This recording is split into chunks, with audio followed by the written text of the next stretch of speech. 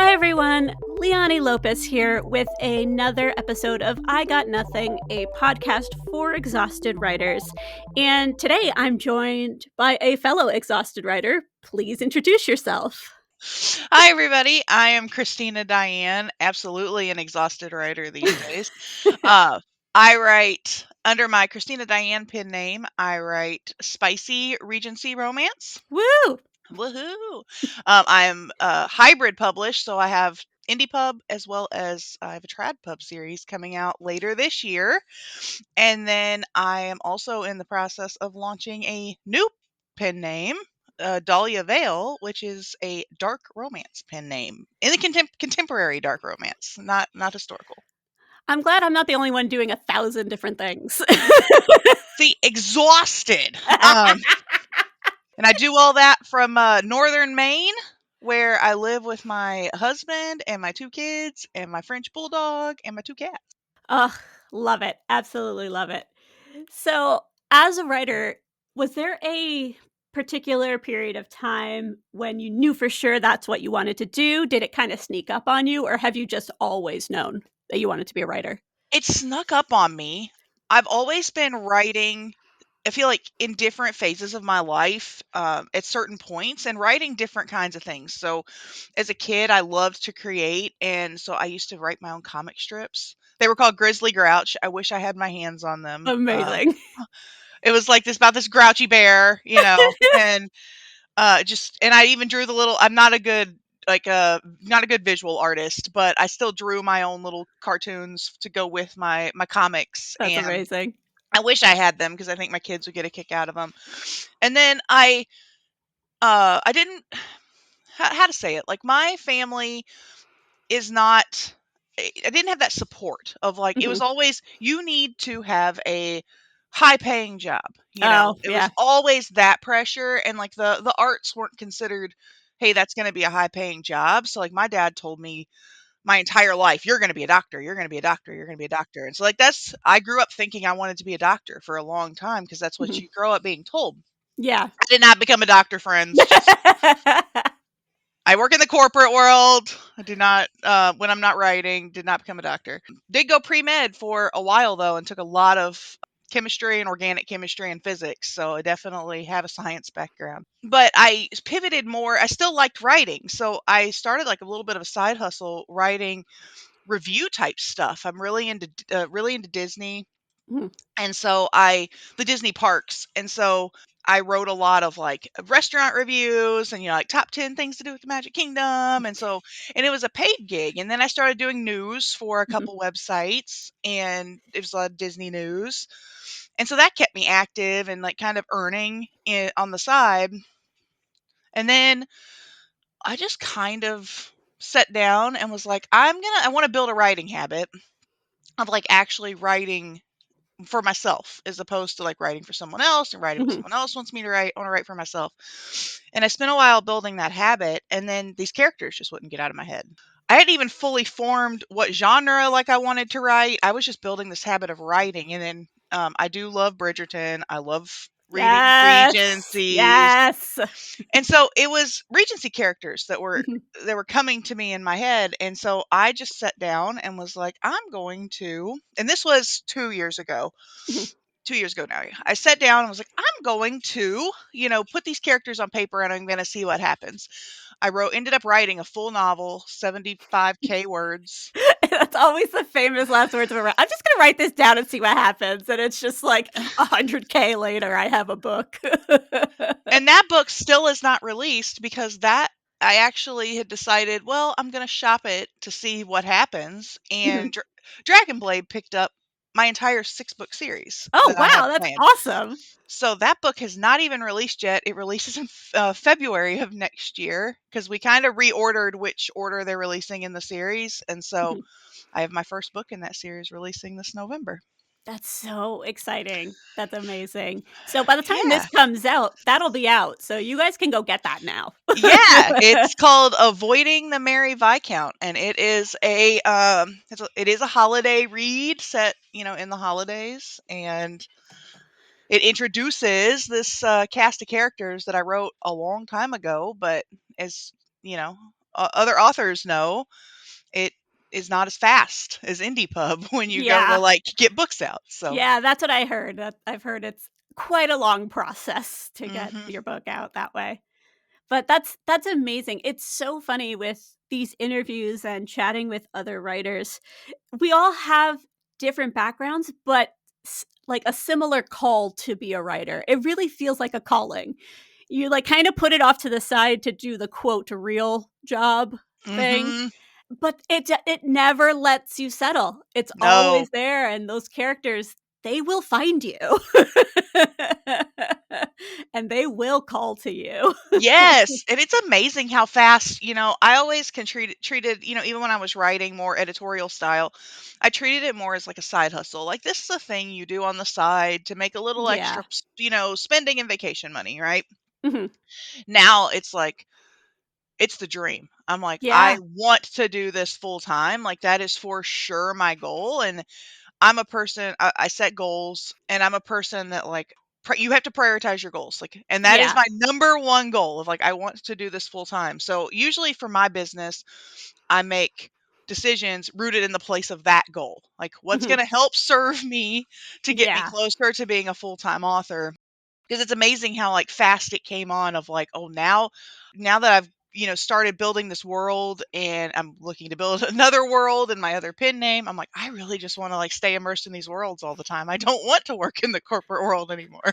I know what you mean. In 2018, I used to prior to 2018, I worked at a hotel, a privately owned hotel that's local, and I worked in the marketing department, and I say marketing department, I was essentially a glorified office assistant, and I hated it. I hated it so much, but, you have to do it because capitalism, and Yes. so I but there was a certain point I remember just opening an email, and it was the same like bull crap, but with a different person. And I texted my husband. I was like, I can't do this anymore. I just can't. And I left my job in 2018 to write full time because I just could not. I couldn't not write. Like that's what I'm supposed to be doing is writing, not whatever I was doing there. I'm so jealous. You're already living the dream. It's been a process, and it's wild, and I'm still adjusting to it even after all this time. But yeah, it's been pretty great. So you said it snuck up on you and these characters came to you. What did it feel like when you finally finished that first book? Oh my gosh. It was one of those things like you don't know if you can. Like you know what I mean? Like you believe in yourself and you believe you can, but you're like, can I really weave a story? I mean, it was exciting. Like I was hooked from that moment. I was like, oh my gosh, because I had built in my head now the entire little world of this group of friends that I was going to base the whole 6 book series on, Yeah. and I was like hooked. I was like ready to start the next book. I think the overwhelming thing to me at that point was I was newer to the actual book industry, Mhm. and so it's like, okay, now what? Yeah. Like here's a book. Yeah. What all do you do? And I was such a noob at that point, 2 years ago, that I was like, okay, what kind of editing do you get done on this thing? I was learning the difference between dev editing and copy editing and line editing because I Yeah. I hadn't been in that kind of arena, right? Mhm. And so it kind of hit that, oh, now what? And I Yeah. kind of like said, okay, well that's future Christina's problem. And I started writing the second book. I love the idea of procrastinating releasing your book by writing another book. I was It's like, such a writing mood. Like, I totally get what you're saying. I absolutely 100% understand. and I mean, obviously, like it came around, and because I've been fortunate. I've made a lot of great friends in the author community, and I will say there's a lot of really just not just great authors and great writers, but like great people out in Yeah. this community. And so once you start kind of hooking in, you start learning things, and so the more that you start getting your bearings, it helped. And I have a lot of support system from my husband. He's extremely supportive.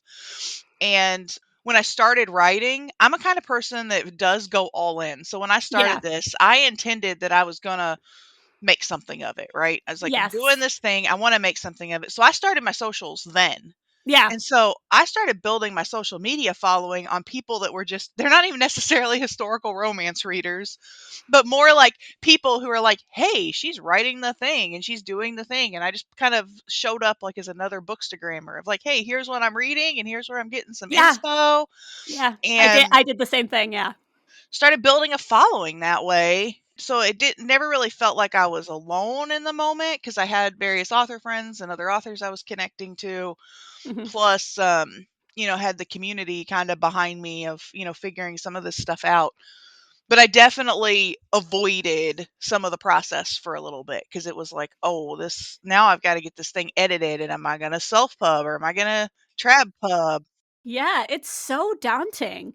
So I did wanna circle back to something you said before, which was, writing for yourself.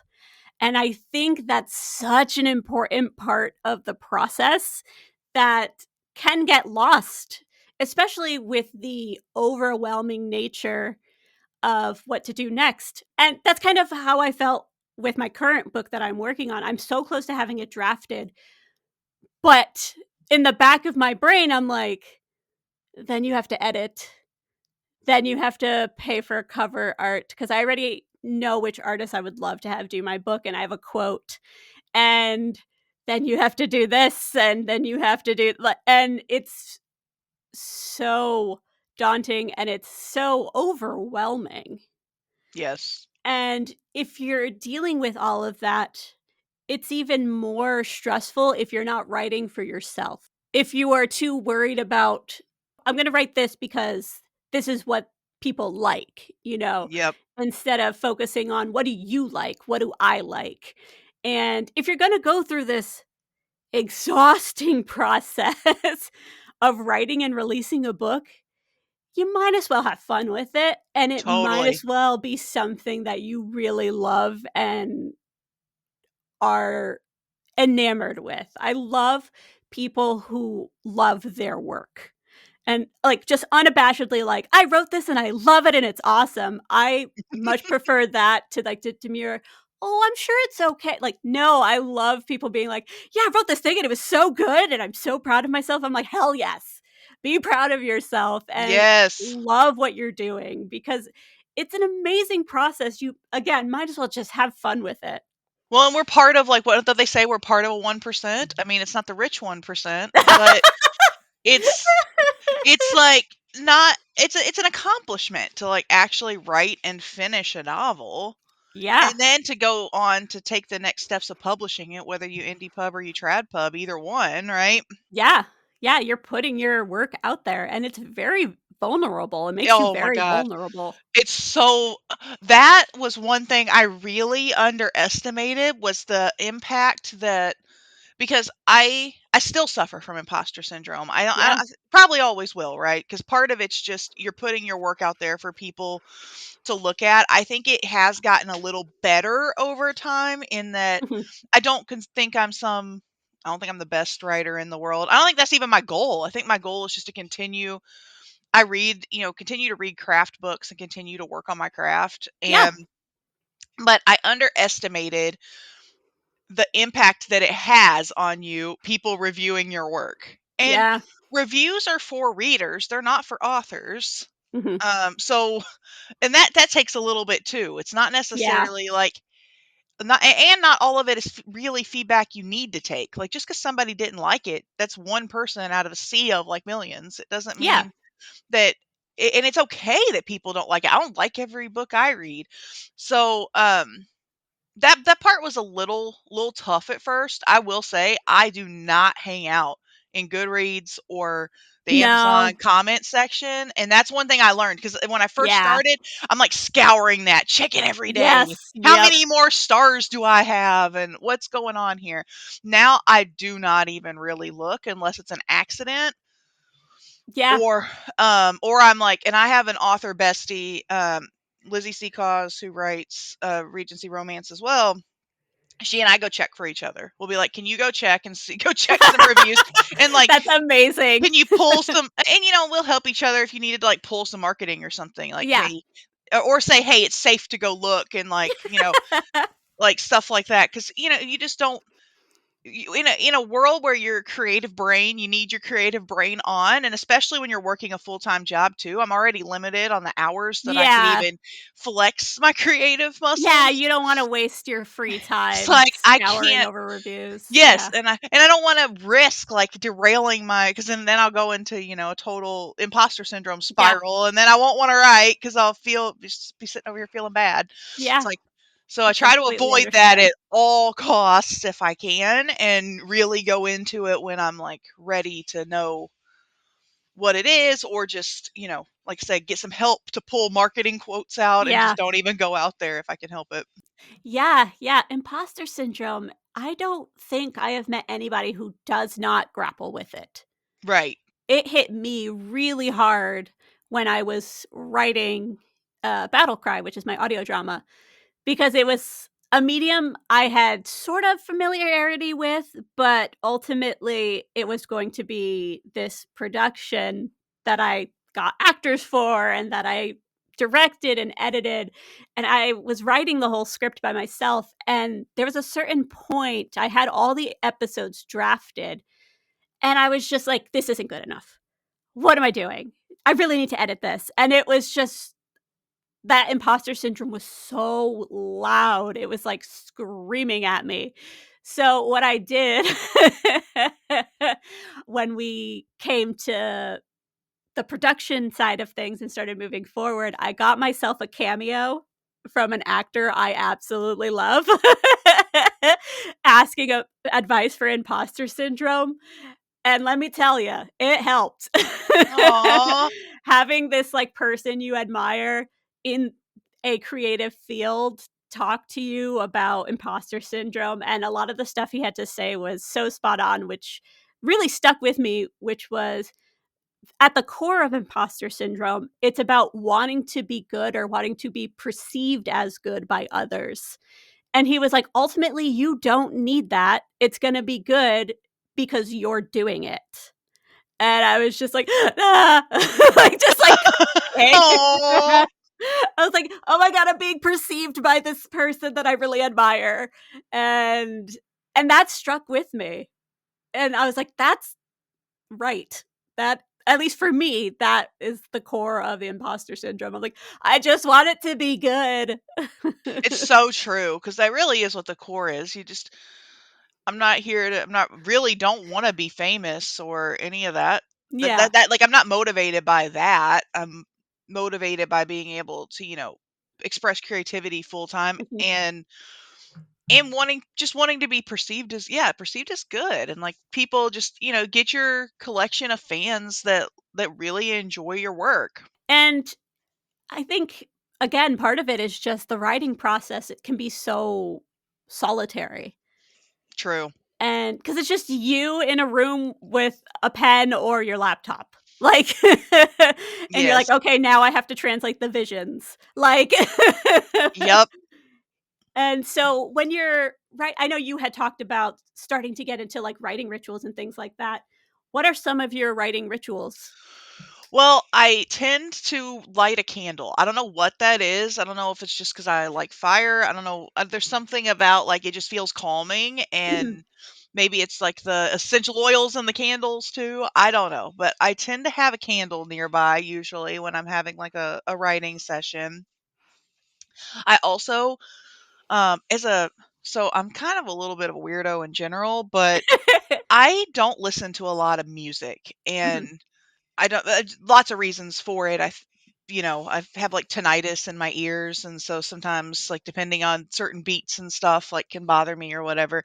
I Yeah. tend to like instrumental music, and, like, pretty much if I have anything on, it's, like, the Bridgerton music, or it's Hamilton with the words. Those are, like, That's the 2 yeah, things I listen to. Like, I it's, again, totally get that, yeah. And so I will have literally have Hamilton on, and I will be like, like singing Hamilton while I'm writing. As someone who creates playlists for every project they do, I totally get it. 100%. And so I don't It helps. and so I don't it's funny because I know a lot of folks, like, create playlists, and I'm like, I should go back after the fact and try to do that. I don't know a lot of songs. I, like, never know songs. I never know artists because I don't Yeah. listen to a lot of music. Yeah. But, like, Hamilton, I got that. So, it's funny because I'll have my husband thinks I'm nuts. I'm, like, literally over here listening to Hamilton and, like, writing. Yeah. He's like, "I don't understand you." And I'm like, "Well, mostly it's for me, I don't even hear it. Like if I'm taking a kind of a pause or a thinking, like I might kind of tune in and sing a little bit and like Yeah. hear it, It's just background noise. but it's It's just really just helpful, background yeah. noise to keep from the noise of the house like Yes. distracting me. Yes, ADHD here, yep, A, that's it's totally yes. I yeah. have ADHD. I think that's part of why I don't like lyrics to songs as much. Yeah. Hamilton, because sometimes I can't even hear like I can't even process the words fast enough. So I usually get the Yeah. words to songs wrong. Mhm, yeah. Yeah, you just need that background noise. Especially where I live, we have very thin walls. So, like, you can hear your neighbors all the time. So, like, if I put on music, it at least distracts from, like, somebody's dryer bouncing off the wall, you know what I mean? Or, like, someone's Yes. dog barking. And then when there's nothing, it seems too quiet. Like, I'm like, "No, I need some kind of comfort noise, otherwise I'm just home in silence all day." And part of my other writing process, I do tend to write like in order. I struggle with like, oh, I'm going to hop and write this scene and then come back. Yeah. And now what I'll do sometimes is you end up changing the beginning because you'll kind of get through it and then go, oh, this would be a better way to start. Or and so I usually will like outline. So typically my process is I don't do a heavy outline. So I consider myself like a mix between like a pantser and like a plotter, but Yeah. it's like I do enough that I kinda know where I want the story to go and the Mhm. major arcs, and if I've thought of a couple, because usually I'll start getting these characters in my head, and I'll think of a couple little zingers, lines that I Yep. wanna make You're sure like, get "I in gotta write this there. down." Yeah. So I gotta write that down and where I think the vibes for that little zinger leading up Yeah. to, or I write spicy, and sometimes I have definitely written an entire novella off of just a spicy scene I got in my head, and I'm like, "Ooh, that Yeah. sounds really good," and now I'm gonna write a book that caters to me getting Yeah. to that scene. That's essentially my my novella Lost in the Dark. I had the spicy scene, and I wrote a whole novella around that scene, and that scene doesn't even come in towards the end of the novella. So I feel you. I don't know why, I just had this image of, like, okay, I want, like, almost like this, like, they're like an enemies to lovers, like hate sex kind of vibe, Yeah. Kind of want that, but Yeah. and then like had this scene in my head of like how I wanted it to be, and I'm like, okay, well now I got to like make these characters that are gonna fit Yeah. how they're getting right to there because I'm gonna write it. Yeah, you're like, "I've got this great scene, don't know where it fits." It's like that meme, it's like, compelling though. Like Yep, yep. And hey, that one's actually published. That one's out. So Amazing.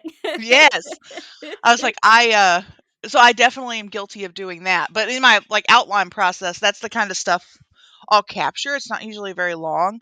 Yeah. And then I just start writing. And then you kind of see and you change it as it goes and you kind of Yeah. see where I consider myself much more character driven. So Me too. sometimes my Yeah. characters just are like, "Hey, I'm feeling this thing." And we'll be like, "Well, cool girl, you can feel Okay. that thing and like let's go do that." Yeah. Yeah, I am very character heavy.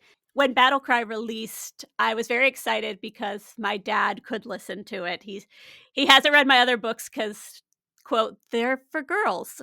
And sweet, sweet older Puerto Rican man. And so I wrote Battle Cry knowing my dad would listen to it because he loves fantasy. He was the one who took me to all the Harry Potter movies, took me to all the Lord of the Rings movies. We watched the extended editions. And so this was sort of for him.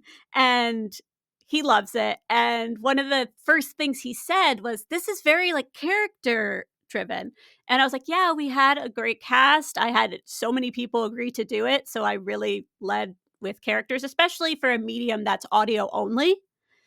most of the story is told through sound effects and dialogue. So you have to have your characters be solid, otherwise it's going to be boring. Yes. And so he loves it. He loved the fact that it was character driven, and I love the fact that he picked up on it. I was like, awesome. My dad picked up on it. That's all that matters, but this also means other people will pick up on that it's very character driven. I love that. And a lot of my family has not read my books. I have a lot of family that are very supportive and buy my books, and they collect the paperbacks for their Yeah. shelves. But they're like, I can't read them because You're like, that's fine. You still bought it. yeah, still bought it because I do write high heat. It's more explicit language. Yeah. It's higher on the heat side. Like my novellas will have like 5 steamy scenes in them. So like I Yeah. get it. And but they still buy it, so I'm like, "Hey, that's fine. That's cool." I, work in the corporate world. I actually have a decent amount of support from like some of my corporate coworkers too. Amazing. Even one of the C levels in my organization bought my books, and I'm like, That's "Oh my gosh, I'm awesome. gonna go to Detroit and be like, oh my gosh, I don't know if I want you to read that, and then I don't know." Yeah. I have male coworkers who have bought my books. I don't think they've read them, but they bought them and like proudly hold them up in meetings. I'm like, you guys are Oh, the best. that's so sweet. I love support like that. When I was re-releasing my book, Slip of the Hand, because I had released it at a time when Bookstagram wasn't that popular. And so when I really decided to focus on my writing career, I re-released it, and then I released my novella, I think a couple months after that or like the following year. And this was also during COVID, so everybody was masked up, and we went to Walgreens to get our booster shots. And I live in a pretty small town, but I know more people in town than I did back then. And this woman who I still don't know who she was because she had a mask, we were sitting waiting to get called for our booster shots, and she was leaving, and she leaned in and she was like, by the way, congratulations on your book, and walked away. And I was like, thank you. I was so stunned into silence. Like I wanted to chase after her and be like, wait, are you gonna buy it? Wait, how did you Yeah. know? Because I had a mask on, she had a mask on, and it was like the highlight. Yeah. It's like those little things. Yeah. What do they say? Like some of the people's like author bucket list or something, and like Yeah. it's stuff like that of like Yeah. people noticing you as like as an author. Yeah, I did a Pride Festival this year. Our town threw our first Pride Festival, and I was there doing tarot readings, and I sold a couple of my books, but mostly it was the readings. And I was really advertising Battlecry because it had just come out. I had like 2 episodes, and I still had a few people be like, "Oh yeah, I heard about this," and I was just like, Yeah, like, just like that's exciting. yeah, delightful gasp. And I was like, that makes sense. It's an 18 cast show and it's a small town. So I really hope people have heard of it. But if it's different from hoping than actually hearing that. Yes. Yeah, It's the little things, and it like keeps you going. You're like, it really ooh. does. What is the best piece of writing advice you've ever received? Well, I would say, the balancing of like writing for yourself and like writing to market, depending on what your goals are, right? Yeah, That's definitely something I've contemplated a little bit more as like I kind of plan what I'm writing. I think it's also just to keep working on your craft. I know I constantly buy myself a new craft book here and there. It's some of my retail therapy of like, hey, let me, see kind of what else is out there. Some stuff craft, some stuff like just running the business type stuff. Usually when I have to travel for work, I bring a couple craft books because that's what I'll read in the airport when I make my long journey from northern Maine to get out of the state and travel for work. And that's been one too.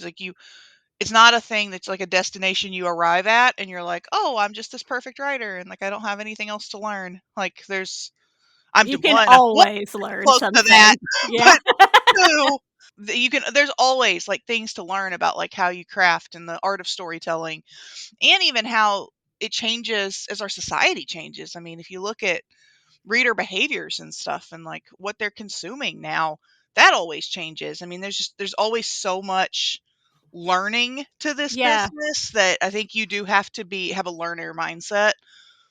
Oh, 100%. I feel like if you say, "I've learned it all," you're really limiting yourself. Yes, absolutely. Yeah, and even things that don't go so quote, "go so well" or do very well. Like, my first audio drama doesn't have many downloads or listens, but I learned so much during that process that if you listen to that and then listen to my new one back to back, you can distinctly hear the difference. And I had a friend actually bring that up. She was like, "Your other one was great, but just the editing quality on this one is just a whole nother level." And I was like, yeah, because I learned a lot during the process. And it helped me become a better creator moving forward. Yeah, for sure. Lastly, as we kind of wrap this up, what advice would you give to new indie writers who are just starting out? Well, definitely do your best to ignore the ignore the imposter syndrome, Oh, and yeah. that's one. And I would say, I kind of mentioned it, but like land on what your initial goals are. And I think your goals change over time, and they should change over time because I think that will help give you something to stay grounded in. Yeah. If your goal is just to publish, or if your goal is to trad pub over indie pub, or like whatever, if your goal is to make it a career, I think it is important to kind of have a little bit of a direction of where you're wanting to go Yeah. because it gives you something to kind of check yourself against, Yeah. I because totally understand. Yeah. there's too many success measures out here. And because you can't compare your journey to anybody else's. Yeah. And you're only in competition with yourself. And that's one thing that I love about even the author community. I don't, I've met some great friends in the history space, and we don't treat each other as competition. We treat each Yeah. other as like, hey, we're gonna like raise this ship together, Yeah. and we're gonna do this. And and I don't even necessarily have the same tone, or I kind of story tell differently, or I market a little differently. And like, that's okay. At the end of the day, we each have our own goals and what we're trying to achieve. They're not my competition, they're my friends, right? Yeah. And we all end up still selling. And I think it's important, if you have your own goals of what you want to accomplish, it would become very easy to compare yourself to others. Like, oh, well, that author, her book hit number one, on day one, or hit, number 200 in the Amazon store, and my Yeah. release only hit, 10,000 in the Amazon store or whatever. Like, Yeah. if that's how you measure your success on what your rank is in the Amazon store, then, maybe that's something you think about. But if those aren't your goals, like, don't compare yourself to others, and Yeah. try to make your journey their journey, because it's not going to be the same, because you are you and they are them. And Yeah, that's one of the things I bring up to my clients when I do author coaching is a lot of people are concerned like this story was already done. It's kind of like this and it's also kind of like this. I don't know if people are going to want to read something similar. And one of the things I tell them it's like it may be like this series or remind people of this show, but it wasn't written by you. Like, you're the deciding factor in this on how the story comes out. yep, You can't compare yourself to others because you're a completely unique individual. And even if it sounds similar, again, the other thing wasn't written by you. You're going to have your own unique perspective. You're going to want to focus on something else. totally. And that's good. You don't want to copy other people. No, and like, tropes are popular for a reason. Yes. Absolutely. You put enemies to Absolutely. lovers on that thing, and it's gonna get people going, huh? It's Little on. ears perking up. They're like, huh? Like, Yeah, what you got over there? 100%. Yeah. Yes, for real. It's just like, "Oh my god, another one?" It's like that meme where it's like, "Aw, my cake doesn't look so good as the other cake," and then somebody's just like, "Hell yeah, 2 Cake, cakes!" Like cake. Exactly. So it's like yeah. and that's kind of, you know, where I don't necessarily write to market from a sense of like, I still write for myself, Yeah. but it is helpful to be mindful of tropes. And Yeah. I'm bad about just writing a story and then later identifying the tropes. And Yeah. so I've Yeah. tried to get a little more intentional in the front end of like, okay, what am I kind of weaving in here so that you can Yeah. kind of help make sure it at least hits the notes that people that Yeah. are reading that trope are looking for, Yeah. because that is a real thing. It is, it is, and again, like you were saying, it helps you have a focus, Mhm. and it gives you a goal to aim towards, because if I feel like if you don't have a specific goal in mind or even just a general goal, you're just kind of floating in the ether, Mhm. and that can be so much more difficult because you don't have a tether. Yes.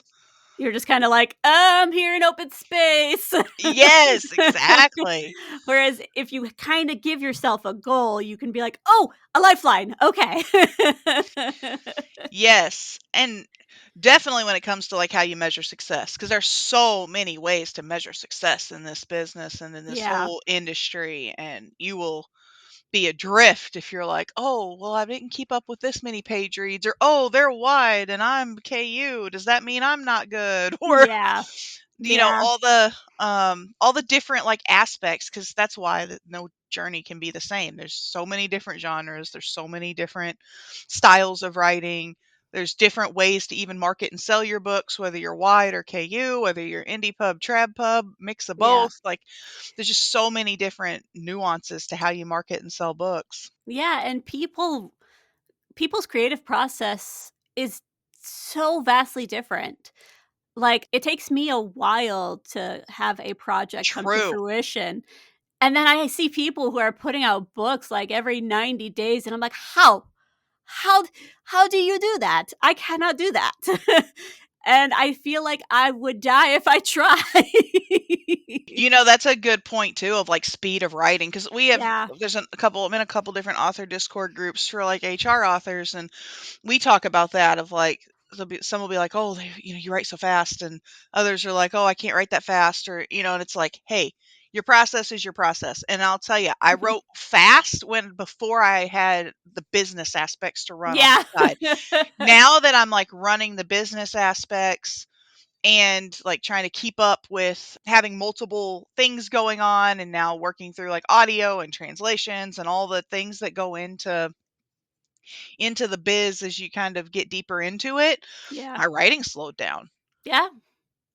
and I Yeah. cannot write as fast as I was before. And that was an adjustment. It was like, Yeah. oh, you're not going to crank out the right, because back then that's all I was doing. Yes, I had a Yeah. full-time job. Yes, I had a husband and kids. But in my free time, I don't watch a lot of TV, by the way. In my free time, I was writing. Yeah. Now I have to share that free time for writing and essentially running a small business. Yeah. Yeah, that's kind of where I am at. I write full time, but I'm also an author coach. I also do events. So you're running businesses full time Yeah, too on exactly. top of that. I'm not just writing a book. I wrote another medium and had to produce that. And yeah, your writing really slows down because you're doing 1,000 other different things at the same time. I will say, I love the business aspect. Maybe it's like Oh, the yeah. entrepreneur mind in me, and maybe that's another piece of advice for people getting into it is if, because I have a almost all the way through a doctorate in business administration.